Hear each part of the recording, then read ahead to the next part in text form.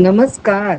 आज मी तुमच्याबरोबर जांभूळ क्रश ही उन्हाळ्यातली अजून एक हेल्दी आणि सोपी रेसिपी शेअर करणार आहे. इथे मी जांभूळ त्या धुतल्यानंतर सुरीने कापून घेतलेत बिया काढायसाठी, पण तुम्ही सहज आपल्या हाताने पण त्या बिया काढू शकता. या बिया पण टाकून देऊ नका, उन्हामध्ये सुकवा आणि ते औषधी त्याचा उपयोग होतो डायबिटीज लोकांसाठी स्पेशली. ठीक आहे.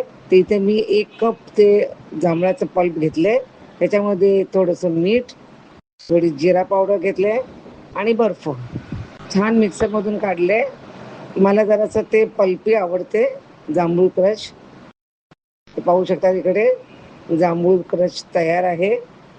खूपच उन्हाळ्यासाठी बेस्ट आहे, खूप औषधी आहे आणि सीझनल आहे ना, तुम्हाला नंतर मिळणारच नाही, 1-2 महिनेच मिळते जांभूळ. तर नक्की ट्राय करा जांभूळ क्रश.